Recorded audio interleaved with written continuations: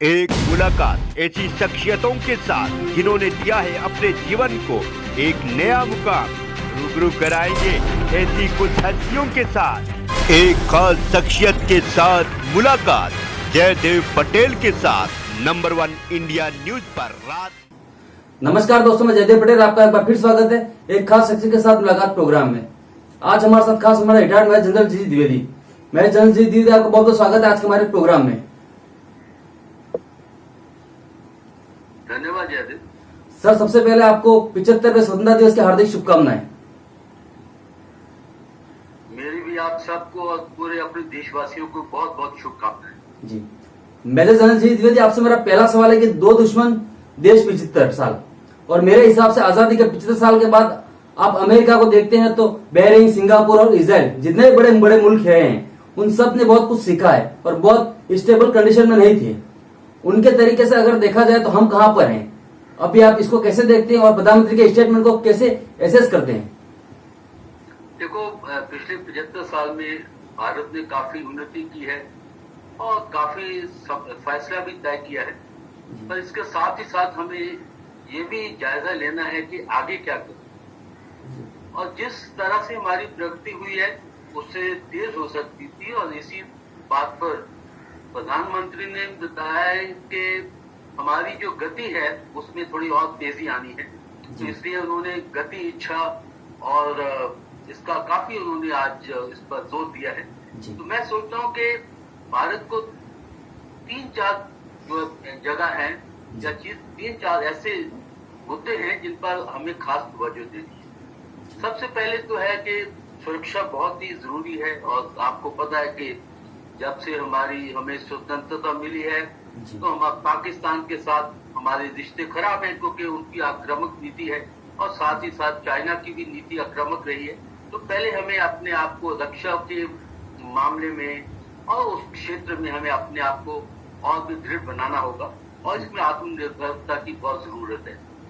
दूसरी है कि हमें शिक्षा पर बहुत जोर देना है, क्योंकि अगली पीढ़ी जो है वही भारत को आगे ले जाएगी। जब तक अगली पीढ़ी शिक्षित नहीं है, जब तक वो सक्षम नहीं है, तो हम अपने जो भी हमारे लक्ष्य हैं उन पर नहीं पहुंच पाएंगे। तीसरा जो इम्पोर्टेंट चीज है कि हमें एम्प्लॉयमेंट, अपने यंग लोगों को एम्प्लॉयमेंट देनी है। हमें मैन्युफैक्चरिंग में काफी खूब आगे आना है, टेक्नोलॉजी के मामले में आगे आना है। और जब तक आपका इकोनॉमिक सुधार नहीं होगा तो आप कभी भी एक महान देश के रूप नहीं आ सकती है। आपको चाइना का एग्जाम्पल है, बाकी अमेरिका, जापान, इन्होंने इकोनॉमिकली बहुत तरक्की की है।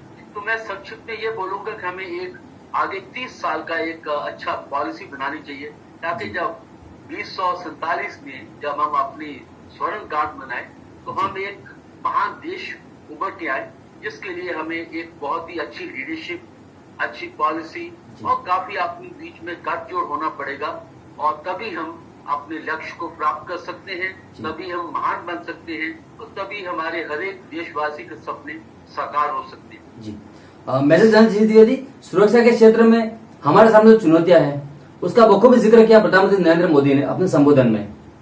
जब वो विस्तारवाद का जिक्र कर रहे थे तो इशारा चीन की तरफ था, जब आतंकवाद का जिक्र कर रहे थे तो इशारा पाकिस्तान की तरफ था, और अब तो हमारे पड़ोसी मुल्क अफगानिस्तान में जिस तरह के हालात हैं, जिस तरह से आने वाले कुछ वक्त में साफ नजर आ रहा है कि वहां पर तालिबान सत्ता स्थापित होने जा रही है।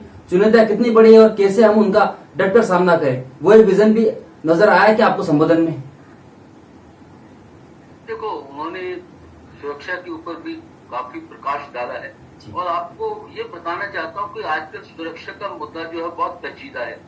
पहले होती थी कि बाहर से ही हमें सुरक्षा का ध्यान रखना पड़ता था, आजकल अंदर से भी काफी सुरक्षा के ऊपर ध्यान देना पड़ता है, क्योंकि उग्रवाद जो है वो पाकिस्तान से आ रहा है, और वो फल इसलिए रहा है कि कुछ लोग हमारे देश के अंदर ही उसका सहयोग दे रहे हैं। तो इसलिए आतंकवाद, उग्रवाद पर तो हमें सबसे कड़ी नजर रखनी होगी, और काफी इस पर काम हुआ है। और जब से संशोधन हुआ है कश्मीर के अंदर 370-35 ये हटाया गया, तो अभी काफी वहाँ जो हालात हैं वो नॉर्मल हो रहे हैं। उधर चीन है, क्योंकि चीन जानता है कि हम ही उसको टक्कर दे सकते हैं, तो चीन का एक ये पॉलिसी है कि किस तरह भारत को दबाए रखना, किस तरह भारत को साउथ एशिया के अंदर ही उसको रखना, तो ये भी एक चीन की पॉलिसी है। तो हमें दोनों तरफ देखना है। पर जो आजकल सिक्योरिटी का मामला है, उन्होंने एक बहुत ही इम्पोर्टेंट जो पॉइंट टच किया है वो है एनर्जी सिक्योरिटी। हम एनर्जी में आत्मनिर्भर नहीं है, हम अभी भी 70 से 80% जो हमारी एनर्जी को बाहर आती है, तो उन्होंने इस पर भी आत्मनिर्भर पर जोर दिया है।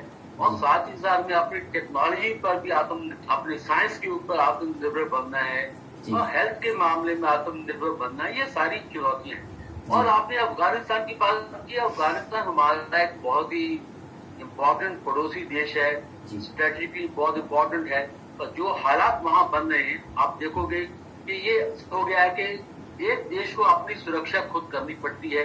अभी अमेरिका ने भी हाथ धो लिए, तो ये बहुत बड़ा लेसन है हमारे लिए कि सुरक्षा के मामले में आपको आत्मनिर्भर होना है। और सुरक्षा बहुत दिशा वाली सुरक्षा आजकल है और सब तरफ से हमें ध्यान रखना है, दोनों अपने पड़ोसियों का, अपनी आत्मनिर्भरता का, और साथ ही साथ हमें जो भी अपने हथियार है खुद ही हमें बनाने होंगे, क्योंकि हम किसी पर डिपेंड नहीं कर सकते हैं। तो इसलिए सुरक्षा के मामला जो है ये बहुत ही अहम मामला है। प्राइम मिनिस्टर साहब ने इस पर काफी प्रकाश भी डाला है और हमें इस पर बहुत ही गहरी सोच करनी है। और सबसे जो इम्पोर्टेंट पॉइंट है, हमारी सुरक्षा की पॉलिसी बहुत ही दूरदर्शी होनी चाहिए और इसमें हमें बहुत सी पहलुओं का ध्यान रखना है। मेजर जनरल जी द्विवेदी, आज की तारीख में देश आत्मनिर्भर भारत का सपना देख रहा है। आत्मनिर्भर होने की तरफ हम बढ़ भी रहे हैं आगे। डिफेंस सेक्टर में एक तरफ आत्मनिर्भर भारत का ये सपना, जहां हम खुद को अपने आप को मजबूत कर रहे हैं ताकि बड़े बड़े हथियार जो हैं उनका निर्माण खुद हिंदुस्तान में हो सके, और दूसरी तरफ विदेशी टेक्नोलॉजी का इस्तेमाल, विदेशी हथियारों का इस्तेमाल, एयरक्राफ्ट का इस्तेमाल, ताकि हम अपनी सैनिक क्षमता को और मजबूत कर सके। ये जो सामंजस्य जो बनाकर हम आगे बढ़ने की कोशिश कर रहे हैं जिस तरह से डिफेंस सेक्टर में, उससे किस तरीके से देख रहे हैं आप, कैसे करेंगे इसका आकलन? देखो, हमने इस पर पहले बहुत ध्यान नहीं दिया, हम ज्यादा हथियार जो है इम्पोर्ट कर रहे थे। पर अभी इस पर पिछले कुछ सालों से, जब से ये नई गवर्नमेंट आई है और हमारे प्रधानमंत्री ने भी इस पर बहुत ही उन्होंने तवज्जो दी है, तो ये बहुत ही अहम मुद्दा है, क्योंकि कोई भी देश अपनी सुरक्षा जो है दूसरों के ऊपर निर्भर नहीं हो सकता। इसलिए इस पर अभी काफी अभियान चला है और इसमें जो अपनी प्राइवेट कंपनीज है उनका बहुत योगदान है। बाहर के देशों में जैसे आप बोइंग देखो, लॉकहीड मार्टिन देखो, ये सारी कंपनियां जो है सुरक्षा के में बहुत अच्छा योगदान कर रही है। हमारी कंपनियां भी, उनकी काबिलियत है कि वो भी इसमें अच्छा योगदान करे।